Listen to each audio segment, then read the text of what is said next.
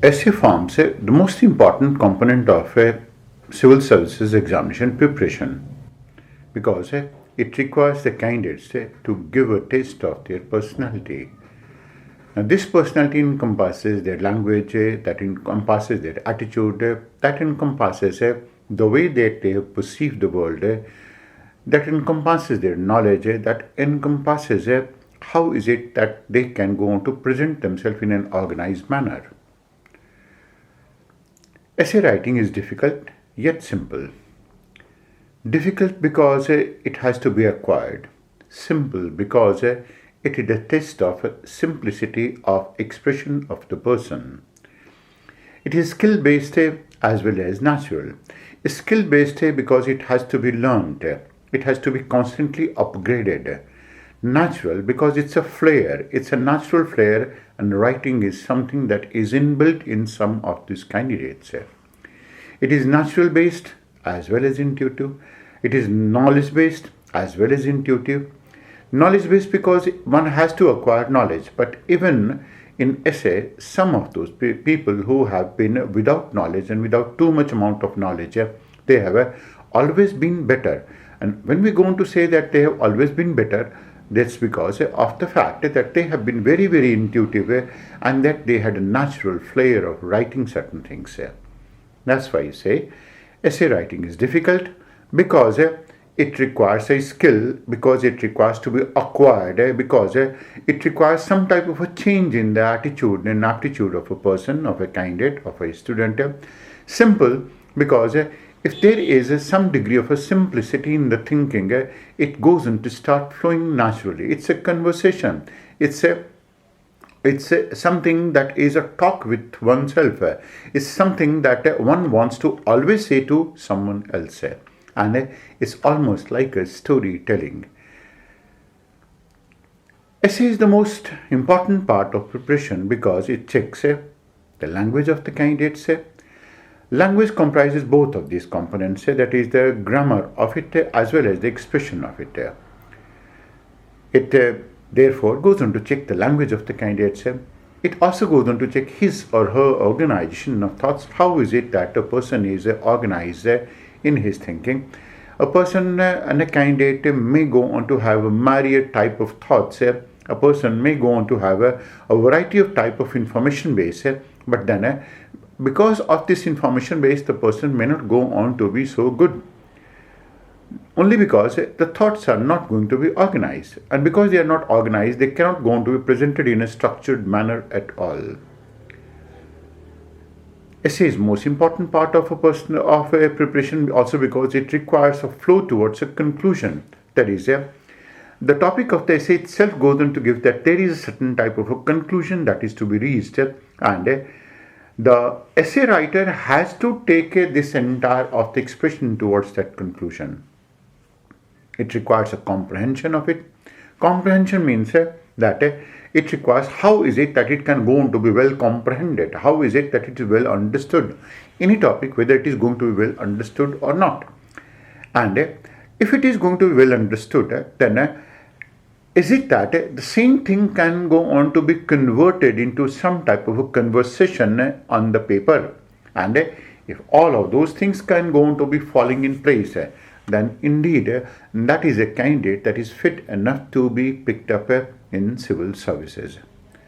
So it's the most important part of preparation because it checks the language of the candidates, the organization of the thought, the way that they have structured themselves, a flow towards a conclusion and a comprehension as well as a conversational ability of the candidate.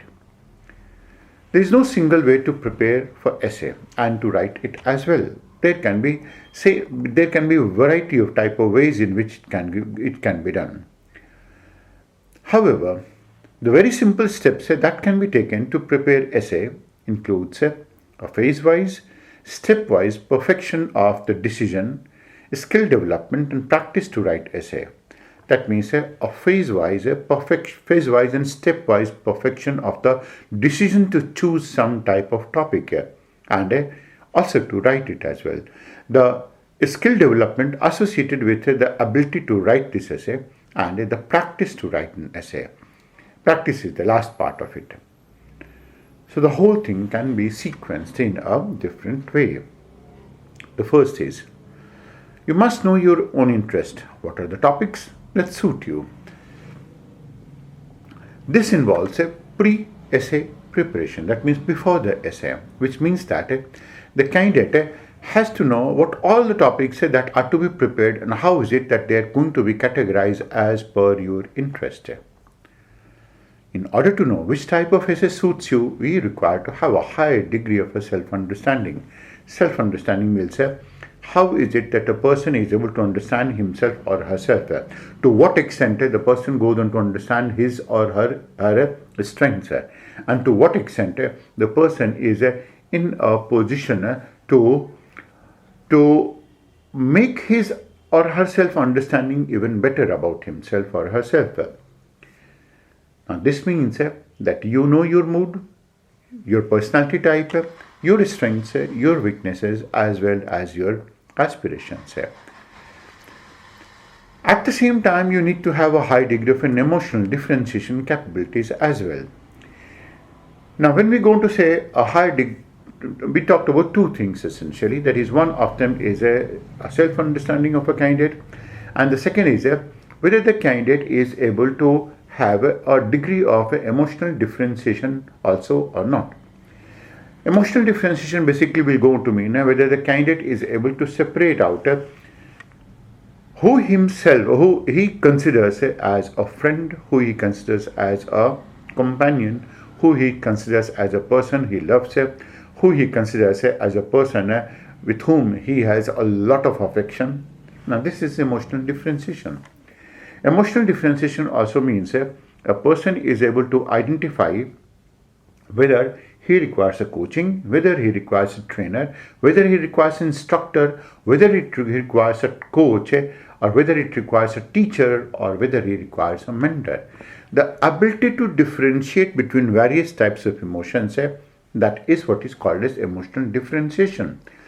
Now, we go on to say it largely because if the candidate has a degree of emotional differentiation well developed within itself or himself, then this candidate is able to pick and choose some of these essay, not only because of his interest, but also because some of the candidates who are likely to think in a more mechanized manner, they will be able to pick up some of the topics, which is of course the most crucial part of it. So they will be able to pick up some of the topics that will go on to suit their skill set, and skill is something that may have been acquired in this case as well. So one can go on to pick up the topic, and the first thing that one can go on to do is that know oneself, so that one can go on to choose an essay, choose a type of essay, choose a type of essay that reflects the personality of the candidate, or if they're going to be having a high degree of emotional differentiation, then they can go on to pick up an essay with which they can go on to not only identify which is something that is going to be better for them as well. The second step is now choose a topic. The choice of topic very well summarizes your personality and preparation. The essay topic, like the GS papers, cannot be predicted. Consequently, it's necessary that the candidate must have gone through a comprehensive process of self-understanding to choose an essay. Choosing an essay which requires a very good compact language and writing it in a manner of general language doesn't help you. That is, choosing a topic which requires a very good compact language, and that means once you have chosen a topic which requires a very good compact language and someone has written in a very, very general language, it doesn't going to help you. Different types of essay require different skills. Some require language, some very, very good understanding, some command over the topic, some very good temperament. For example, abstract essay require a very precise command over the choice of words. If it is that the choice of words are not going to be very good, then you will be finding it very, very difficult to write an essay on an abstract topic. An abstract topic can go on to be something like to be or not to be. It can be an abstract topic. An abstract topic can go on to be love is truth, truth is God. Now, whenever you are expressing some of these type of topics, you require a very precise command over the choice of words, because every word conveys some specific meaning. You cannot go on to write something like awesome for good. You cannot go on to write something that is going to be requiring good, and you can go on to substitute with excellent. These are some of things that has to be avoided at all possible costs in this case. On international relations, the language requires and the candidate required a very crystal clear understanding of the topic, whether the candidate is able to understand the topic or not. Now, when we are going to say that the candidate must be able to understand the topic, it is a topic in international relations can go on to be, that is the role of Trans-Pacific Partnership on the future of the economy of India. Now, the topic is specifically asking about whatever Trans-Pacific Partnership is, to know what Trans-Pacific Partnership is, which are the countries involved, how is it that and to what extent will they go on to give a leverage to India, and how is it that India will go on to be affected by it, maybe in terms of problems, maybe in terms of its problematic issues, or maybe also in terms of its potential as well. So it requires a very crystal clear understanding of the linkages that go on to be forged in this case. On economy, it's the choice of words coupled with the understanding, both of them. That is a choice of words because in economy, you are bound to use some of these type of words like stagflation, increment capital output ratio, inflation, that is a fiscal deficit. Some of these type of words that has to be coupled with the understanding, because maybe that you can go on to write fiscal deficit where inflation was to be written, and you end up writing increment capital output ratio where some degree of a bunching of repayment obligations required to be written. So that has to be very, very clear in the economy, on economy. On social issues, it is more going to be an amount of language, that is a type of language, and the linguistic skills, because some of the topics of social issues are going to be of a general nature, and more general the topic, the more difficult the language becomes. On environment, it is going to be some degree of a feeling concern towards the environment that is going to be required in this case. So that's the way it is going to be. It is essential, therefore, that the students choose a topic as per their strength. The choice is also to be based on the content, attitude for the topic. That means the choice is to be based on whether a candidate goes on to be having content on this topic or not, whether they have an aptitude for this topic or an attitude for this topic or not. It's not that just for the sake of someone has said that you can go on to pick up an abstract topic and you have picked up an abstract topic despite having not an attitude for that. Most of these abstract topics are chosen by those people who are thinkers, who keep on thinking. Maybe some of the type of girls can go on to be better, largely because in girls a lot of emotional differentiation is absent, and they go on to be combining almost everything. They combine business with emotion, emotion with ethics, ethics with practicality. A lot of things that they are able to combine. It's not our fault. God has made them like that. So if it is going to be of that sort, then that is going to be attitude. Girls are much more able to comprehend certain things like abstraction. But it's not a general rule. It's only that is going to be, yes, to a large extent, girls are in a better position too. So all of these things are required to be understood, and all of it required to be structured as well. That is once it has been done, once it has been understood, then that requires to be structured and organized in a manner that the UPSC demands. Now, an effort to this effect has been made or is being made right now, that is with the help of a table. That is a table. This table will go on to give you a complete idea about the nature of the content, the expectation of the UPSC, and how to prepare and meet the expectation of the UPSC. Now, in this case, what we have been doing and what we are going to do is that we are going to be picking up almost all the type of range of topics that can possibly be asked. I repeat, possibly be asked. Out of it, there are going to be only 7 or 8 topics that are a hit topic of UPSC. So they keep on getting asked from these 8 sections only. Now, there will be 10 section that can be asked, it can be 11 section can be asked. If UPSC doesn't go on to be behaving in such a manner, then we're going to think something is wrong with the UPSC itself. So one of them is, as you can go to see it on your screen, is going to be the categories of essay. Second is the examples which can be associated with these categories of essay. The third is expectation of the UPSC from this essay. What exactly is it that the candidates are required to do in this case? And the general advisory on how to prepare that has been given. And pre-test suggestions. That means when you are appearing for a test on an essay, what all that you require to do. Now, one of these topics is going to be environment-related issues. Now, one topic on environment-related issues can be, we can go to pick it up. That is, the birds' wings are clogged with filth. The fish gasp for oxygen. Is this what we call civilization? This is one of these topics. A second of this topic, as you can go to see in the screen, is our culture, civilization, and notions of development are enshrined in our nomenclature and perception and nature of nature and natural events.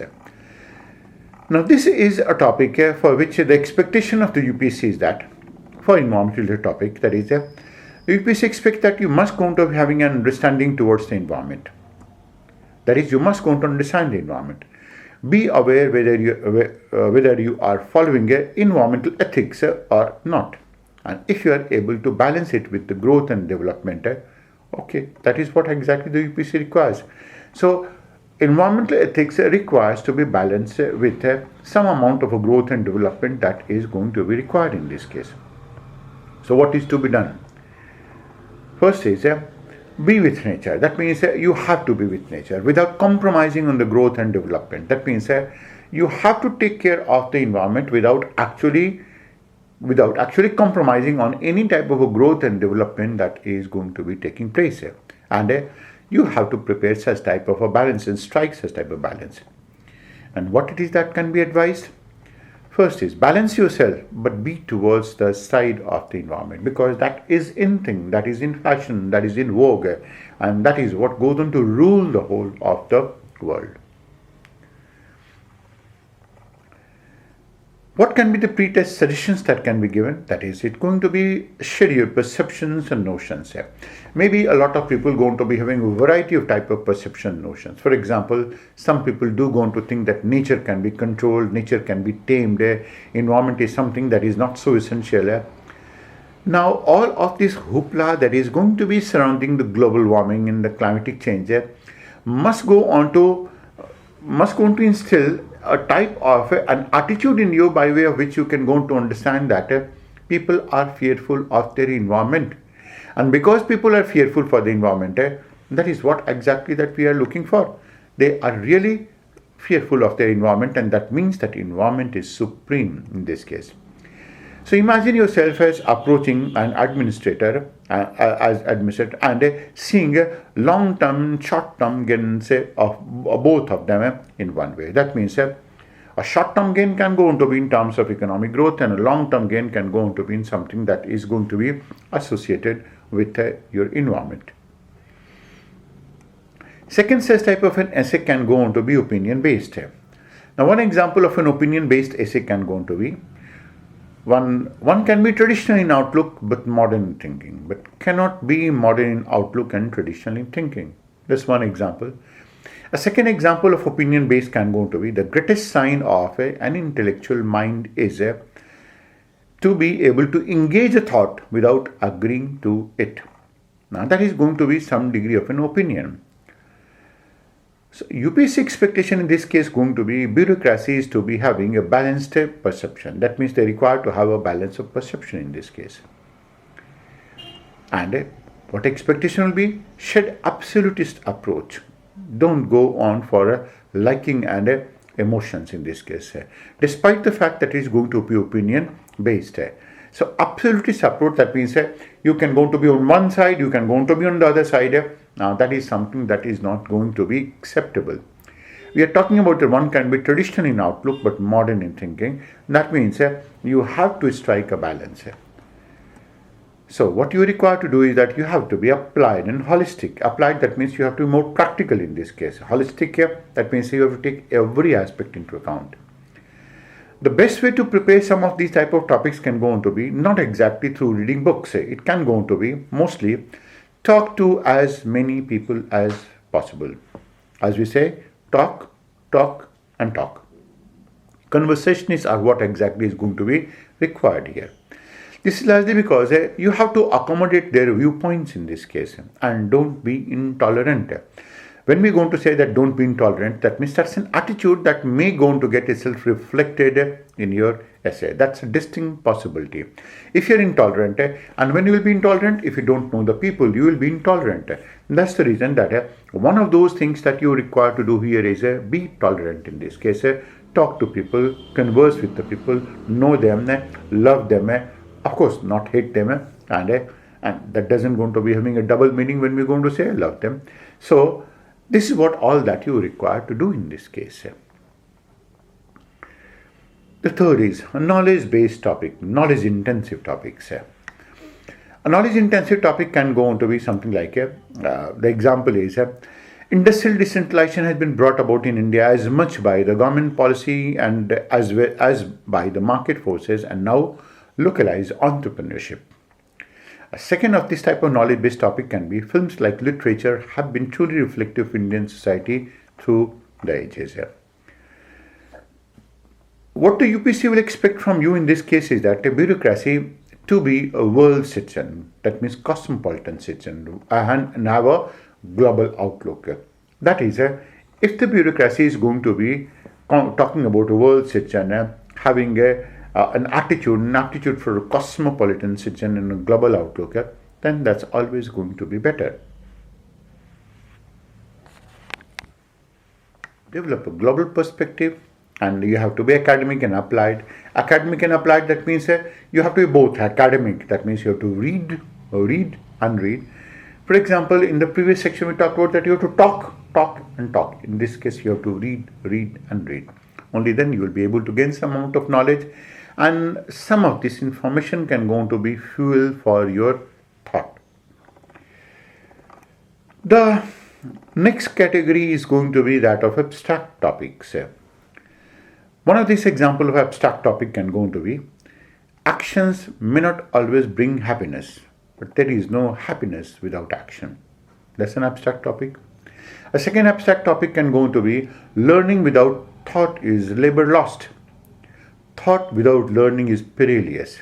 That means both of these topics will go on to make you think. That's why it is going to be abstract in nature. Now what the UPSC will go on to expect from a candidate is that whether you are able to have a thinking capacity in this case or not, whether you are a thinker or not, whether you can be lonely in a crowd or whether you can be surrounded by your thoughts when you are alone. So both of these things become essential. Like that means being lonely in thought means that means you can go on to be surrounded by a variety of type of people, but then you yourself can go to immerse in thought to such an extent that you are completely unmindful of the fact that there are so many people who are looking for it. Then, of course, the preparation that is going to be required here is going to be logic out everything or express everything that you can. Keep expressing still that you're going to find out till you're going to find the right expressions. It's like, just think of it, there is some time back Mahatma Gandhi went on to say that love is God. He must have given a good amount of a thought. And what exactly does it mean? That is, when you are in love, you do not go on to see yourself harming that person. You always go on to think about that person. You always go on to feel very good about that person. You always going to be having a very positive vibe about that person. You always want to sacrifice that person. You are always investing a good degree of a thinking in that person. And we are not talking about attraction, we are talking about love. Now, when there is a person who goes on to think about you in such a manner, this feeling itself is like God, because this is what God also goes on to do to you. So, love is God. This is what exactly he said. And If you're going to love someone, you don't go on to, you're always going to excuse a person of its demerits. You don't go on to do that. You don't know that you don't have to do that in this case. Of course, for that purpose, what you have to do is that is you have to have an observational skill with a high degree of application between based awareness. That is, this is a topic that you don't go on to get it from books. This is a topic that you will be able to write it only when you are able to observe. Observe, observe, and observe. And how is it that you can actually go on to observe? Will going to be dependent upon a lot of factors. There is what do you think, with what perspective is it that you have been observing these people?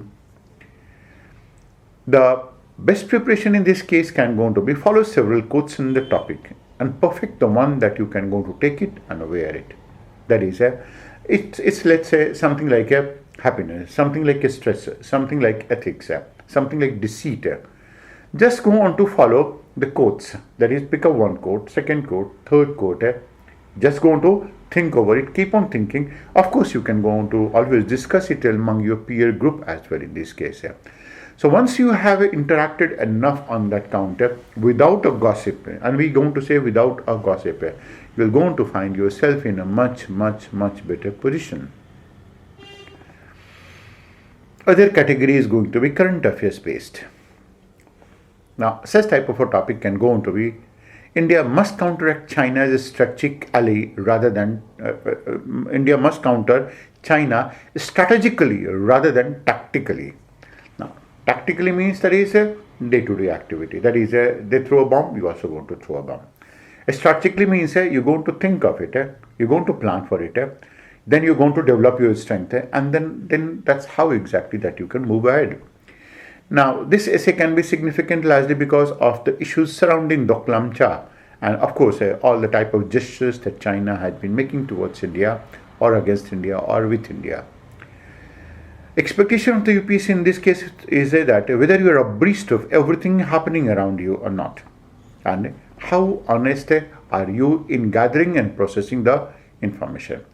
Maybe that when we're going to be talking about honesty in this case, then you can always go on to pick up information. You can always go on to take an information that is not going to be good at all, and that is going to be very, very, very, very biased. So this is something that you can go on to avoid. How is it that you can go on to best prepare it? Have your senses completely functional. That means the more your senses are going to be functional, the more you will be surrounded by this degree of awareness. And the more you are surrounded by such a high degree of awareness, you will be able to see it more from a 360-degree angle. You can go on to see from every possible perspective. And only when you are able to see it from that angle and from that many perspectives.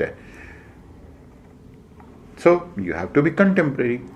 Ultimately, the way that you can go to prepare for such type of essays is don't confine yourself to one magazine or newspaper. That is, students don't require to do that. They must go on to read anything that will go on to make them very, very, very happy. And what can go on to make them happy? The one thing that will go on to make them happy is going to be associated with some of these magazines where the presentation of an essay or a topic is going to be very, very good. Something like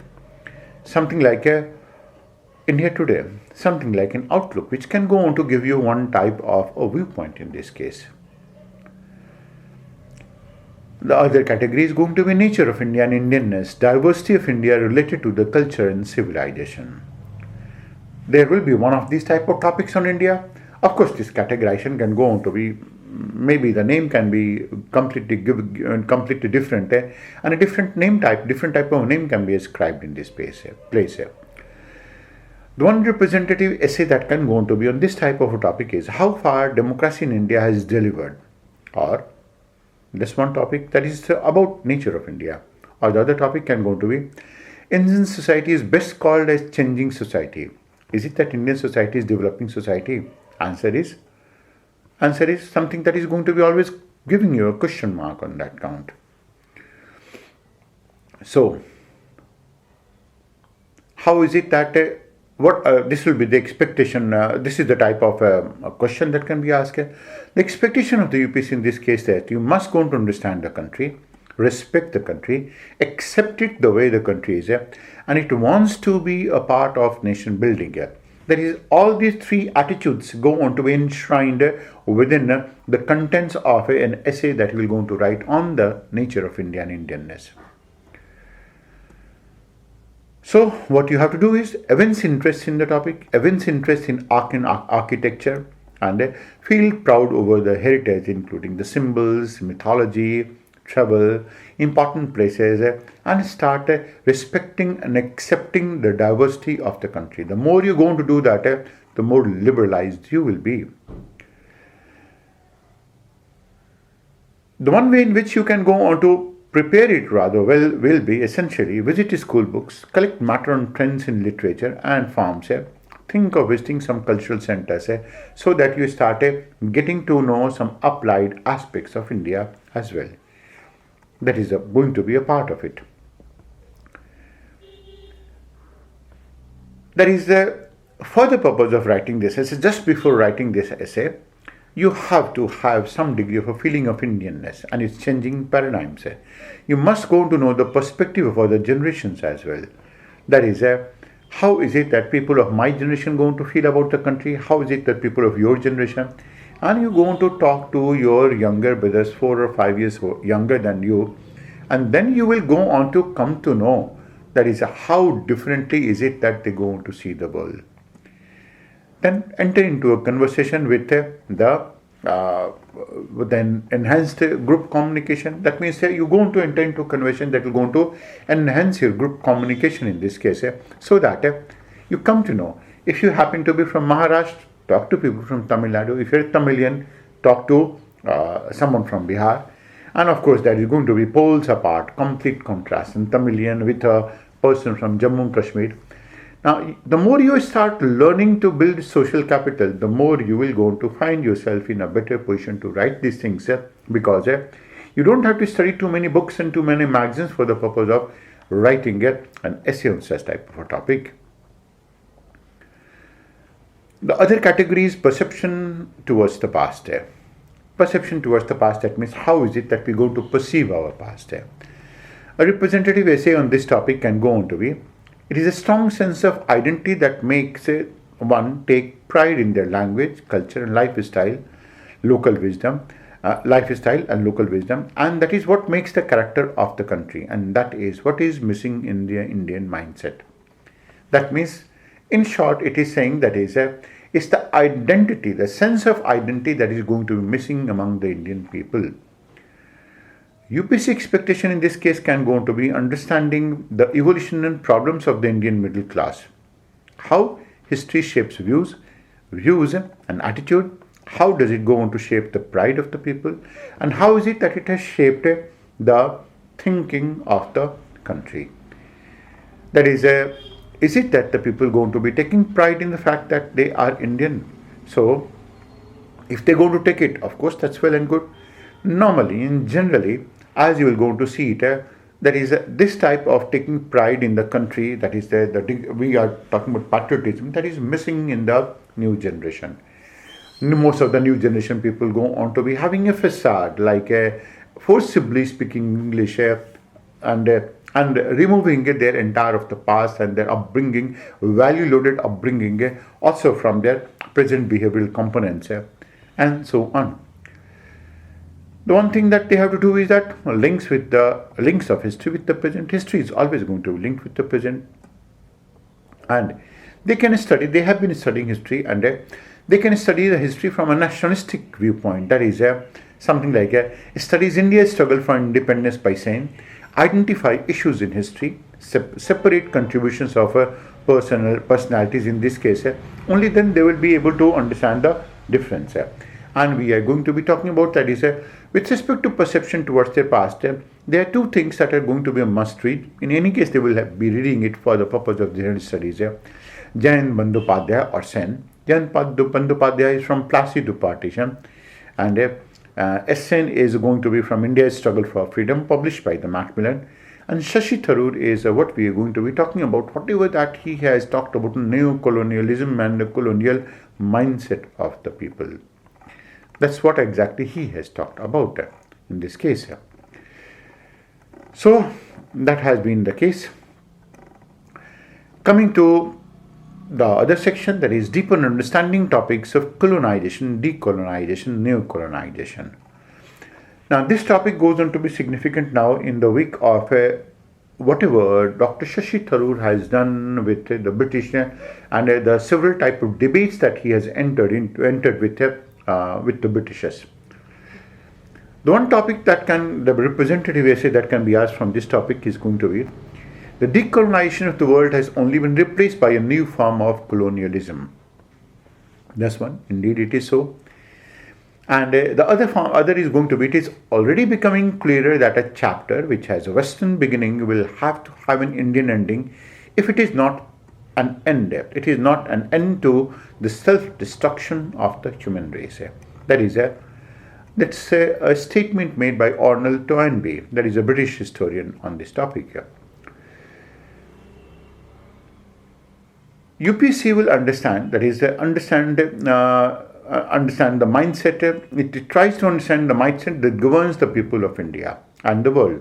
It also tries to understand what governs the relationship between different countries, their identities, and its present manifestation, if there is any of this type of manifestation. So this is what exactly will be the expectation of the UPSC.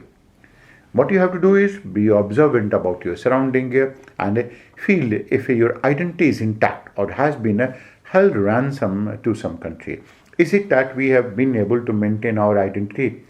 Is it that you just go to think of it? Is it that we speak English because we are very comfortable with speaking English? Or is it that we speak English because we have to communicate like what I am communicating to you? Or is it that we have to speak English because we want to let the other people know that I also know English, and speaking something like Tamil, Telugu, Hindi is going to be degrading my status or my stature? If that feeling is going to be there, that will go on to get itself reflected in your essay. Beware of it in this case. So what also, of course, in this case that is going to be required is development, observation power, draw a definite conclusion about India's and some other colonial countries and present state and the reasons behind that state. Why is it that we are like that? Why is it that we are like that? Is it that we have been the same as we are today some 100 years back? You're going to find no, it's not so. The 1970s generation was very, very, very different. We are going to be talking about the new generation that is also going to be very, very different in this case. That's what we are talking about in this case. If you go on to talk about some ages back, and this is what Macaulay said once time, that is, I have traveled across the length and breadth of the topic. I have not found a single person who was poor, who was uneducated, who was not civilized. So much amount of culture, so much amount of ethics, so much amount of integrity I have seen in this country that I am convinced that this country can never be colonized unless we go on to hit onto the basics of it. That is its mindset. And that's why I go on to propose a system of education by way of which Indians will be Indians only in color, but in mindset they will be completely British. We are, imagine, in a civilization that is 8,000 years old, and we are talking to in English. That itself goes on to be vindicting this stance of Macaulay. And of course, we are still following that policy. So for this purpose, go through Shashi Tharoor, Pawan Kumar Verma. These are going to be two people who will go on to help you maximum in this case. The other category is going to be about political, economic and philosophies as well in this. Philosophies. That is, the representative topic from here can go on to be Indian economy is nothing but the politics and economics of redistribution and efficiency. That can be one. Another of this topic can be India tried to gain economic power by gaining political power rather than by gaining a political power by being an economic power, unlike China. That has been an issue and that is there. So UPSC expectation in this case will be knowledge and understanding, whether you understand it or not. And what you have to do is, of course, development is scholarly ability, discussion among different groups. You have to read a lot in this case, update, go on to get your links, and any type of a book that you may have studied that is going to be coming in handy for you. And when you're going to say any type of book, that means any type of book on history, any type of book on any other type of a topic will go on to be very, very handy to you. The other category is going to be role of women. This is the pet topic for UPSC these days. One of those topics that can be asked here is going to be, for any country to grow, the attitude, psyche, talent and role of women must be understood in its entirety to utilize the diversities of the gender. There can be second topic, that gender inequality and sameness is never to be considered to be the same. Now, of course, UPSC expectation is to understand the gender issues and the development understanding of the problems faced by the women and see the world from their angle requires some type of change one has to bring about one in itself. Women and girls do not go on to see the world from the same angle and in the same manner as the boys go on to do it. That requires some degree of an attitudinal transformation, that is to know the government's program and plan of action, conceptualize women's specific problems, and of course go on to understand their problems as well. In order to prepare for it, of course, other than those aspects and social aspect topics that keeps on appearing in Hindu and other places, there will be one blog that is by Vinita Dora Nangia, and there are going to be some specific issues of India today where she has published certain things. Vinita Dora Nangia happens to be a columnist in Times of India. You can go to read that. And that actually raises very, very, very pertinent questions. And also that it does go on to see from an angle that is going to be pretty girl specific as well in this case. The other category is going to be population, poverty, associated issues. The essay that can be asked is, population is not a problem. Population not being a resource is a problem. Other of this can be, population growth can never outstrip environmental resource and the carrying capacity of the nature. Now, such type of a topic requires to develop an understanding of how big the problem is and know the reality of poverty. That is, to what extent is it that we can go on to know the reality of poverty and the related topics. Of course, understand the core issues facing the country, that is India, and as an administrator, you have to understand the meaning of development, whether actually we are developing, we are growing, we are changing, what all that we are undergoing through right now. So this is of utmost importance if you are going to be in administration and if you are an administrator. Then what you require to do is you have to develop a perspective on whether the problem is an actual problem or not. That is, whether the problem is an actual problem or not.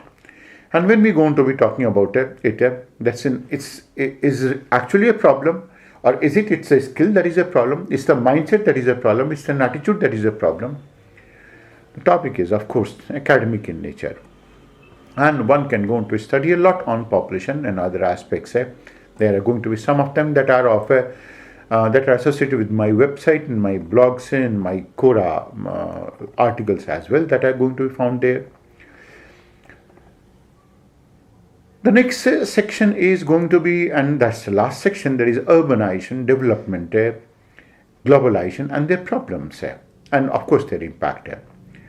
So one of these representative question in this case can be, urbanization is never a problem but urban growth is. And the second of this question can go to be, cities are the cradle of civilization. There can be two representative essay type topics that can be possibly framed out of it. The expectation of UPSC in this case will be urban governance, urban thinking, urban attitude, be global as well as Indian. It will wish that you have to be having an idea. You should be tuned towards urban governance. You must be having an urban thinking. That means you must go on to think like a person who is living in an urban area attitudinally as well, be global as well as Indian. That means be global because you have to be a bit flamboyant. You can go on to be a cosmopolitan citizen. You can go on to be fashionable. You can go on to have a different type of a style statement in this case. And of course, development analytical perspective in this case also. And when we go on to be talking about development of an analytical perspective, that means that is analysis in this case will go on to be significant. It's only going to be analysis. There's one of these books that you can go on to study. That is Cities, Urbanization and Urban System. That has been, of course, I happen to be the author of it, because this is a very, very contemporary book and that raises a lot of issues associated with urban development, urban growth and urbanization all in all. So far, we have been talking about that is how to pick up a topic. Now you can go on to find yourself fitting yourself fitting into any of these type of categories here. That is any one of them. And when you go on to find yourself fitting into any of these type of categories, then that will go on to become significant from a variety of angles. So that you are in a better position to pick up a topic, choose a topic of sorts. The third is organize your thoughts or prepare a structure. The essay, in order to flow, requires a very well organized thought. Now, essay cannot go on to be written in the same manner as you go on to write your GS answers, point 1, 2, 3, 4, 5, and so on. Initially, after seeing the topic and the sense of circumstance that prevails in the examination hall, that may go on to prompt a candidate's sense of organization of thought to go awry. That means when we go on to say that it may go on to prompt a candidate's sense of organization to completely get dismantled. And when we going to be saying so, that is, it goes on to get complete dismantled, it will go on to mean that under such type of pressure you may not be in a position to perform. So, in order to organize your thought, the candidate requires putting everything on the paper. Initially, most of these thoughts are going to be scattered, unsorted, and this is what exactly that requires to be structured. Now, you take a look at one of these unstructured paper, and we're going to realize it's how painstaking the task of structuration can go on to be. How is it that you can go on to jot down a lot of things, and then thereafter, how is it that you will go to get yourself organized as well? That is, taking a look, and the screen will go on to help you in a better manner. The one on your screen reflects how exactly a structure is made. There are two components of it. One of them is a handwritten one that goes on to show that initially how is it that you are going to be organizing your thoughts in an unassorted manner. In order to prepare a structure, what we require to do is we have to jot down almost all of these points. They may not be in some order, but once they are in order, that makes a lot of sense. In the handwritten portions, you can go to find that is a lot of points have been written. For example, it begins with types of film, relationship of films and literature, evidence from history, literature and society examples, and then the examples that have been given variously go on to include Rashmi Rathi, David Copperfield, Premchand's novel, Mahan Bhatt, to name a few. And the fifth part is, do the films reflect society? If yes, how? If you're going to take a look at these examples, then one of them is going to be associated with, on one side, there are certain type of examples. There are certain type of themes. On the other side, there are going to be certain type of examples. Now, this goes on to reflect everything that comes in our mind, or everything that can come to the mind of a student. It is these things that require to be structured in any specific manner. And how is it that they can be structured in any specific manner is what exactly that we require for the essay. As you can see on the left side, there are several themes that have been written.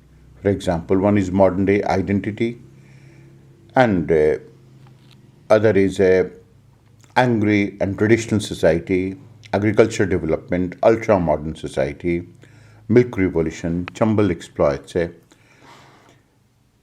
On the right side are some examples.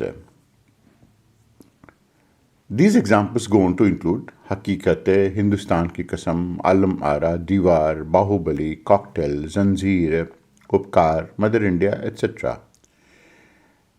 Now, the examples do not go on to match with the themes. The examples do not go on to portray the themes. Neither it is that these examples also go on to be in any sequence. It's about modern day identity, then traditional society, angry society, agriculture development. Maybe it is going to be three-pronged love, that is the last one. Women's issue, caste, love and relationship, war, chambal exploits. And then several examples have been picked up. A candidate always goes on to try to match the theme with the examples. Now, once these thoughts have been put on paper, for the purpose of essay, they require to be structured. And they require to be restructured rather. And it is in the process of this restructuring that you come to a completely fresh, very new type of structure. For example, now as you're going to see it, that is the more type neat and clean one. It begins with what is literature. When you are talking about Indian society, films like literature. So you have to essentially talk about literature first. Because unless you're going to talk about literature, there is no way you can go to talk about society. Then the second part is going to be how literature reflects society. There is a close relationship between literature and that of society. In trying to explain how literature reflects society, we are considering some historical underpinnings. For example, even Ban Bhatt in Kadambari and in Ban Bhatt ki Atmikatha talked about the society. What was the type of society that was existing at that point of time? In a similar manner, Premchand also goes on to talk about it. Premchand's novel Rangbhumi was the first novel that broke the ice. Before that novel, all of those main characters in a novel used to be prince. They used to be the high people, high and mighty of the society.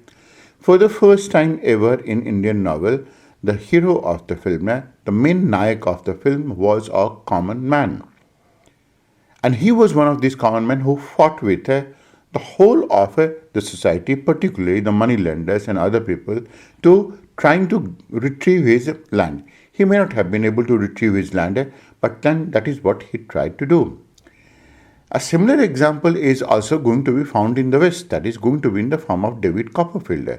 David Copperfield was a small child who was moving from one place to another during the time of Industrial Revolution, and he was a small child who was washing utensils, and his life was in shambles of sorts. That reflects the state of industrial society.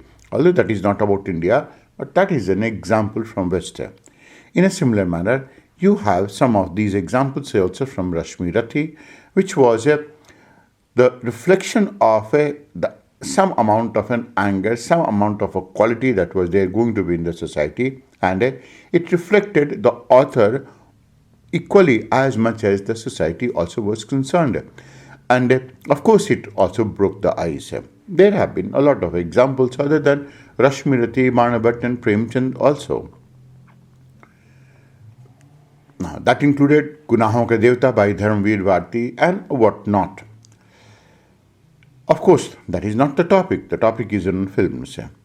Now, we are restructuring these entire of the films all the way from the historical times, earlier times to the present times. So, the structuring has been put in a different manner. For example, a very conservative society has been reflected in a film, one of the first films that we made, Alam Ara.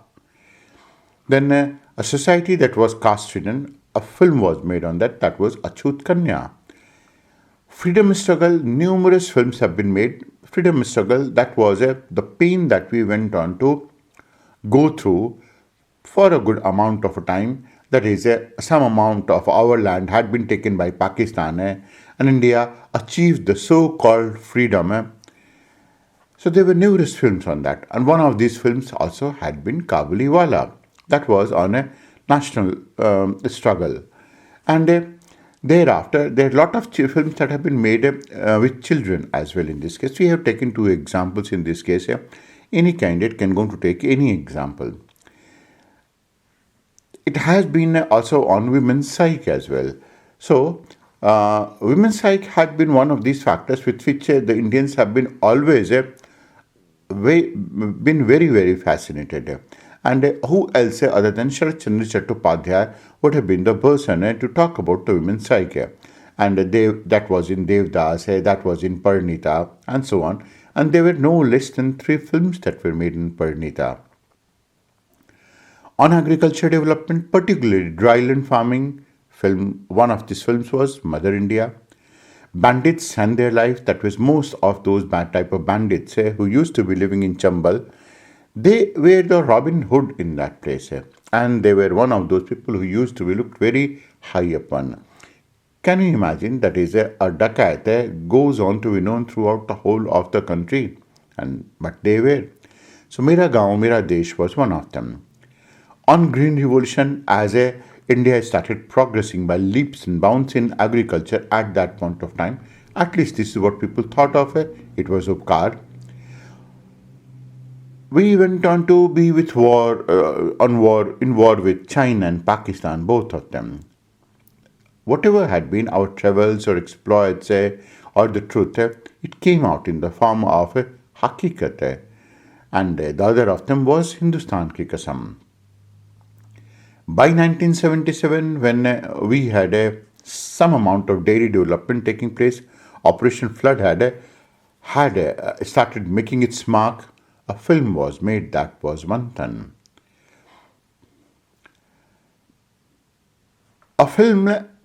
Most of these films during 1970s were trying to reflect the angry society. That is, people were very angry. There was a lot of corruption in the society. The police people were not honest. There was a lot of hoarding for the products. The government was apathetic towards the people, and the people were seething with anger from within. Now, one person reflected this type of an anger for the people, and that was Amitabh Bachchan. He was a right person to have reflected that type of anger because he was tall. He was not like a chocolate type of a hero like Rajesh Khanna was. He had a deep voice, and 2 of his films heralded a completely new form in Indian cinema. That was Diwar and Janjeer. There was no way that Mr. Amitabh Bachchan would have made such a mark had it not been that the Indian people would have identified themselves with Mr. Amitabh Bachchan.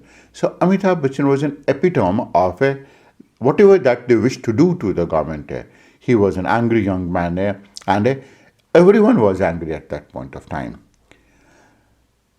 On relationship, on love, there were a lot of romantic movies in the 1970s, and Indians always had been romantic. They have always had this sense of romanticism in themselves. When terrorism was at peak, it was in Punjab. So a film was made that was Machis. It was with respect to Kashmir. There were 2 films that were made. One of them was Roja, another was Mission Kashmir. And as the society kept on changing, people started living in relationship. Salaam Namaste was one of those films. I'm talking about one of those films, not the most important. On love, particularly 3-pronged love, there were 2 of these movies. One in which the love was going to be associated with the male character, that was Silsila. And another that was where the central theme was going to be the girls, it was going to be Cocktail. Of late, a good number of films have started being made on the biopics of people. Of course, that goes on to show certain degree of experimentation, certain degree of flirting with the lives and times of the people. So, Dhoni had been one of them. Azhar had been another of them. Dirty Picture that was made on the life of Silk Smita, Mary Kom. No, everyone knows that. Incidentally, other than other than Dhoni and Azhar, in Dirty Picture, Mary Com, these people never went on to earn as much amount of money as their films went on to earn. Same has been the case with Dangal as well. Dangal has also been a biopic of sorts on the Fogart sisters. Dangal also is an example of a realistic movie with a wide appeal. And such type of realistic movies are now coming more and more from small towns. They reflect the aspirations of the people in small towns. And that included Satya, Gangs of Wasseyur, Dangal, PK. There are a lot of realistic movies and they had a wide appeal, wide appeal. To name a few, I mean Satya, Gangs of Wasseyur, Dangal, PK had been only some of them. And very recently, very recently, Indian identity have been asserting itself in the global arena, showing to the whole of the world that is what Indians are also capable of doing with technology and with something that we're going to be calling at being grand. So Mughal Adam has been one of them. Bahubali has been the most important film that heralded the evolution of Indian cinema on the global arena, that Indians can also go on to do as much as anyone would have done in the West. So Bahubali was a mixture of dialogue, shooting, locale, set making, technology, artificial intelligence, whatnot. And same has been the case with Wazirao Mastani and now Padmavati as well. Now, all in all, that goes on to show that if there are certain changes that are taking place in the Indian society, then that is getting itself reflected. And that is a reflection that shows that Indian society is indeed a reflection of itself in the movies. That will be its conclusion. Now, this will go on to the whole of the third part, that is organization of your thought and prepare of a structure can be subdivided into many sections. One of them is take time for the preparation of the structure and a framework that has to be prepared. Now, this practice will require something like some 15 to 30 minutes of time. And that will go on to leave 1 hour to 1 hour 15 minutes for writing, and for writing an essay that may go on to run in about 11 to 14 pages. Second is preparing to make a framework. Keep jotting down whatever points comes to your mind so that you can go on to organize in a more structured manner. Also, do not go on to shift from one paragraph to another paragraph without leaving a space. You do not know what comes to your mind, what strikes your mind, so that you can go on to insert certain things in between here. So we are talking about that you keep jotting down all of these things and always going to leave a space in between the paragraph so that you can go on to understand in a better manner. The third is starting your essay.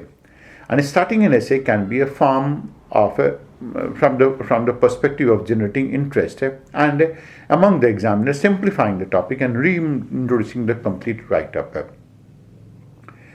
Now, the introduction can go on to be a quote. It can go on to begin with a quote. For example, you can go on to begin with a quote that can be in Sanskrit, that can be in English. Even if you're going to be in Sanskrit or in maybe any language, Hindi also, like let's say you have to begin by disasters are not disasters, they are events. Some of these things that you have to pick up. Now, one of the best quotes in this case had been by in Hindi, and that has been by Jai Shankar Prasad. Another has been in English. That is in English quote is disasters are the best thing because they wipe out everything and they allow us to begin afresh.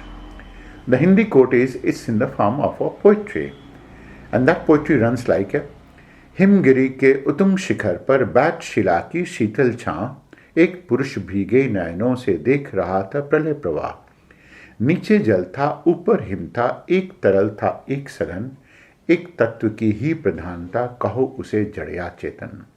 Now, if it is in Hindi, elaborate that is in English also. And once you have elaborated that in English, that will go on to make some degree of a sense. So, the introduction in this case can be a quote, or it can go on to evolve systematically. Systematically, that means you begin with a topic, define the topic, then go to expand the topic, then go to explain the topic. It can also going to begin with an event. Event, that means you're going to say that this is a type of event that may have taken place in Japan. In the wake of a tsunami in Japan, it was an event that took place. Maybe you can go to pick up a short story, or even better, show to the examiner that you have comprehended the essay very well. That means some of these topics will require, that is, whatever that you have understood, you must go on to explain that you have understood it very, very, very well. So you have to better show to the examiner that you have comprehended the essay very well by writing a paragraph, for it, and how is it that you have understood the essay topic. Now this can go on to be the most simple form. If you don't want to do anything, and if you're not capable of doing anything, if you don't have an aptitude for doing anything, then just comprehend the essay and show that you have comprehended the essay very, very, very well. But never begin by reinforcing the essay topic that requires being proven so.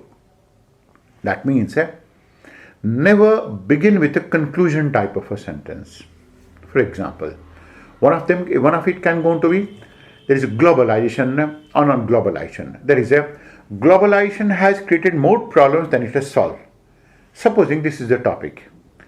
And you also going to say that indeed globalization has created more problems than it has solved. Then you're reinforcing it. Then where exactly is the scope of writing an essay? You have to evolve whether it is going to be correct or not, taking into account the advantages that globalization may have given it to you. A second topic can go on to be, let's say, Indian film industry is completely market oriented. So you say that is so many films going to succeed, and films are going to be always judged on the basis of the commercial success, and therefore they are completely market oriented. This again a conclusion. You have to talk about that Indian film industry has evolved in a variety of ways. In 60s it was different, in 70s it was different. Sometimes it was catering to the taste of the people, sometimes it was reflecting the society, sometimes it was the mirror of the society, sometimes it was showing an influence of technology, and so on. But ultimately you're going to conclude in the last that indeed Indian film industry is completely market oriented, because the days of Satyajit Ray, the days of Pather Panchali and other films have been by and large over. There can be another topic. Higher education in India is in shambles. So don't go to say that higher education indeed is in a very bad state in the country. Now that is not the way to begin an essay. The essay must move towards the flow that proves the essence and theme of the essay. That means it tries to prove the essence and theme of the essay as it moves. It must logic out what ought to be proven in this case. Therefore, the quantification of the essay can be planned. And thereafter, the quantification of the essay can be planned once you have known this much. That means the introduction can take something like 75 to 100 words, and the main content some 800 to 1000 words, and then a conclusion that can go on to be 25 to 100 words. That depending on whether the conclusion is going to be descriptive or a quote or a compact conclusion, whether it is going to be of any type.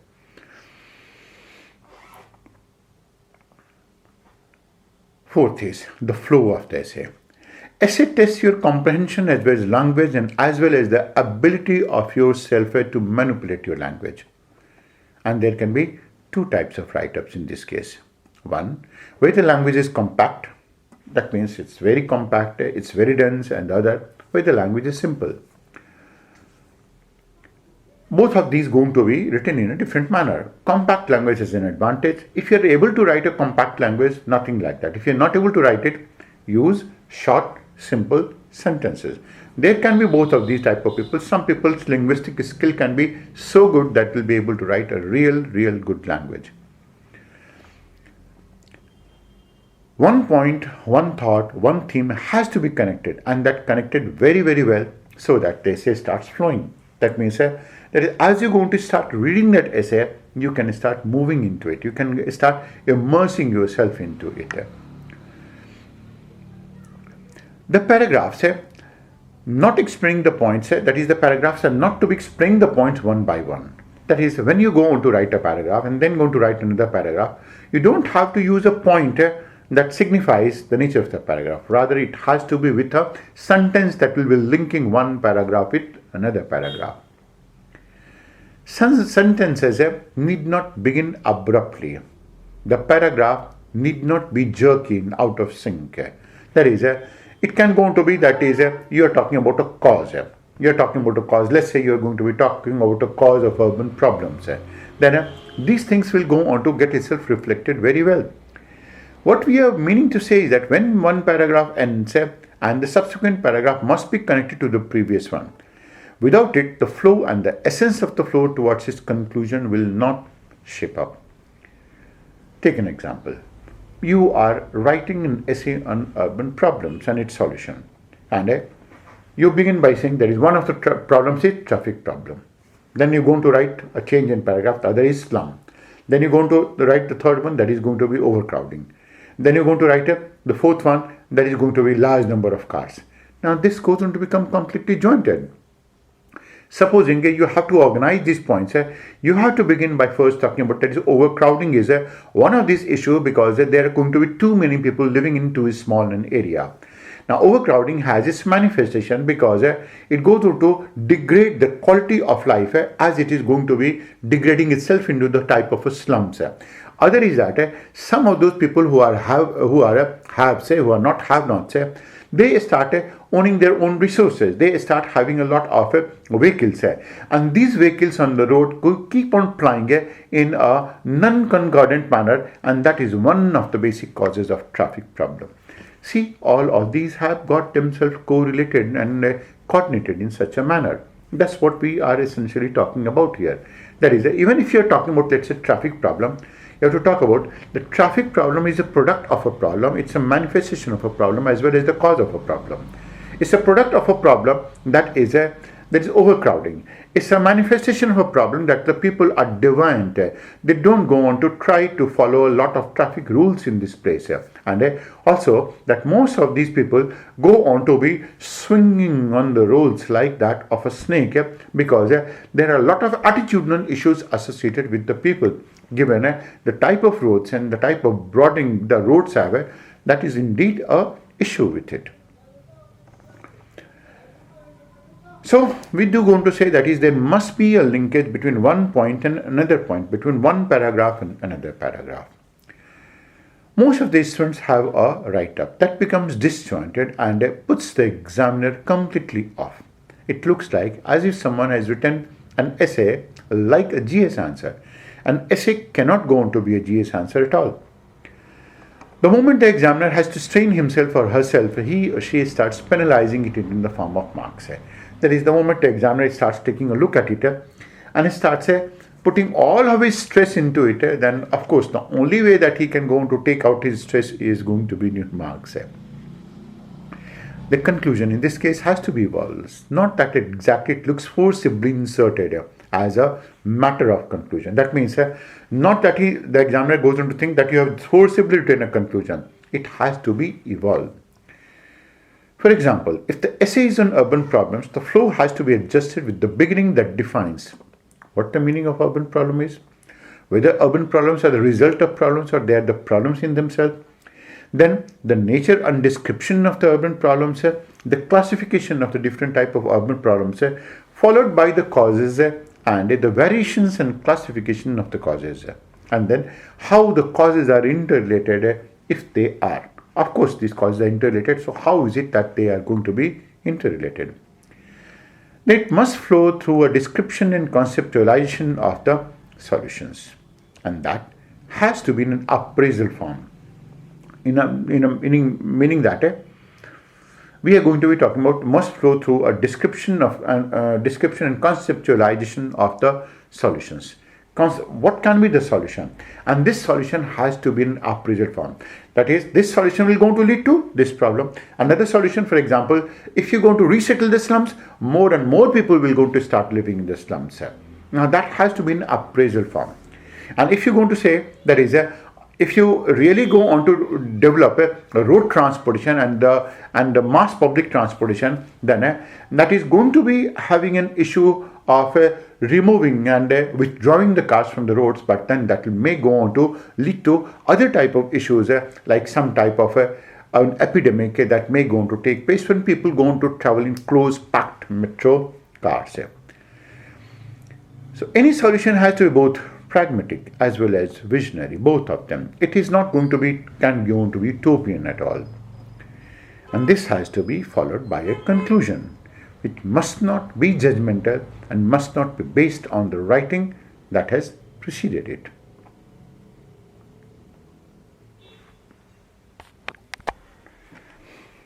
To write it, how to structure a topic, we can come to what are some of the do's and what are some of the don'ts when one has to prepare for an essay and write an essay. Some do's are, one is, can use quotes and examples in between in order to diversify the writing and make the topic very, very interesting. For example, if it is going to be talking about the strength, let's say, if there is a topic that is a strength is completely inner. A strength is not derived from outside. A strength is what is within. Now, therefore, one can go on to begin with a quote. What does not destroy you makes you even more stronger. Quotes make and enhance the aesthetic sense of the essay. That's one. Second of these do is use short sentences and paragraphs that do not allow you to make basic mistakes. For example, if you do not have a very good language, it's better to use short sentences and paragraphs to minimize mistakes. Because when you go on to write long sentences, when you write complicated sentences, then the chances of mistakes being made go on to become very, very large, and its probability increases as well. For example, one of these topics can go on to be in agriculture problems. That is the main issue of agriculture problem in India is its diminished agriculture efficiency. Now, this is a topic that will go on to require use of long sentences, but it can be short as well. It can be short as agriculture efficiency refers to the amount of efficiency that can be attained in agriculture with the use of minimum of inputs. It is synonymous to that of productivity. It is also synonymous to efficient agriculture, efficient, sustainable, ecological based agriculture. And if the input cost in agriculture is low and the output is high, the difference between input and output is called as agriculture efficiency. Now, this is something that it can be made better. In this case, and in this context, the probability of making mistake goes on to become very, very, very low. The third is, remember, the flow has to be with respect to the topic. Do not flow with the flow so much that you lose track of the topic. That means you have started flowing with the topic and you have begun with a social aspect. You come to political, then you come to economic, and then you're going to become global. The problem with flow is that you start flowing in such a manner that you keep on flowing and you keep on losing your track, and that goes on to become a distinct possibility. So do not flow with the flow so much that you lose track of the topic and go for deviation, which may even be slight in this case. There are going to be some don'ts. One of these is the job of the student is to show that he has comprehended the topic very well, understood it very well, and that he is able to balance himself with respect to the presentation of the views that are independent. Thus, a special care has to be taken care not to be highly critical of the government, because that will go to spoil the balance of perception and the balance of judgment and thinking as well. Second is, do not be judgmental, show your emotions of likings or dislikings. These things don't go to having a place in essay, and they ultimately end up scaling you down. Thus, do not name any person or any political party. Maybe some of these essays that I have seen, a year back they called BJP as a communal party. Now, is it that you have seen their constitution of the BJP? Is it that they have said that we are a communal party? Or maybe this can be another one as well, that is calling Mumbai cinema and music as imitated one. That is, Mumbai cinema's scripts are mostly imitated from outside, and the music also goes on to imitate it from outside. That goes on to become judgmental. Such type of judgmental attitude means that you do not have a tendency to learn a lot of things. The third is, There are chances in essay owing to its diversified nature that the candidates can use some facts, some information which may not be 100% correct. And sometimes it looks enticing that you can go on to use this and this can go on to befool the examiner. You have to refrain from any type of a bluffing in this case.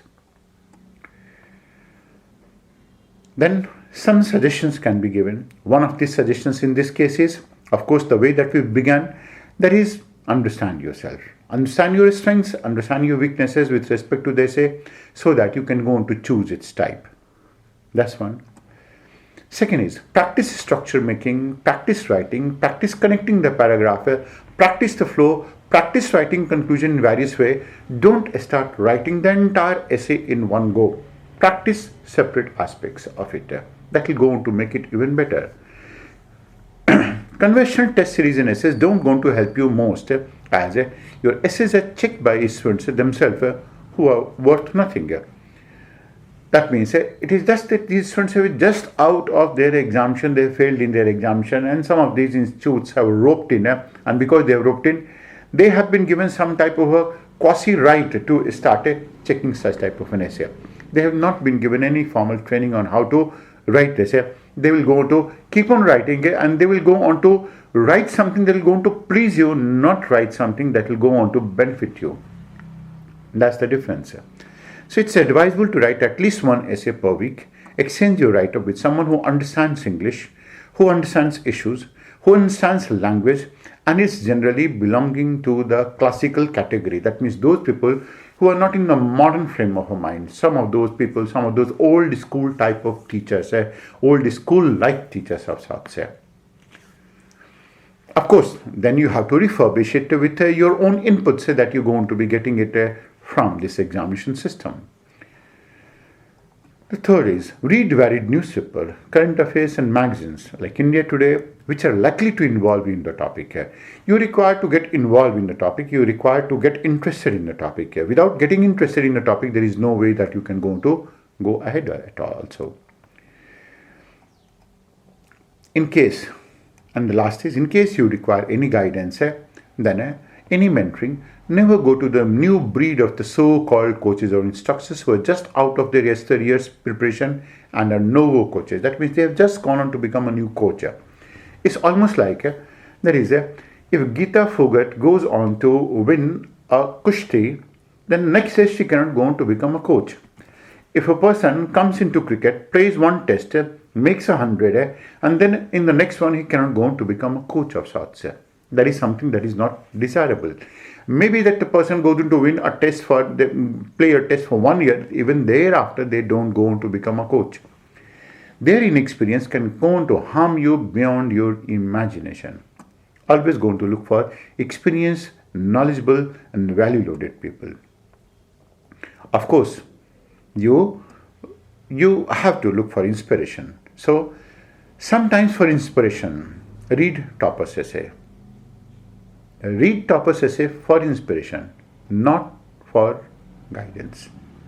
I repeat, read them, follow them for their inspiration, for your inspiration, not for guidance. With this much, you do go on to think that test will go on to help you tide over any small problem that you're likely to cultivate. Following this approach in a very simple manner will actually go on to help you in more than one way.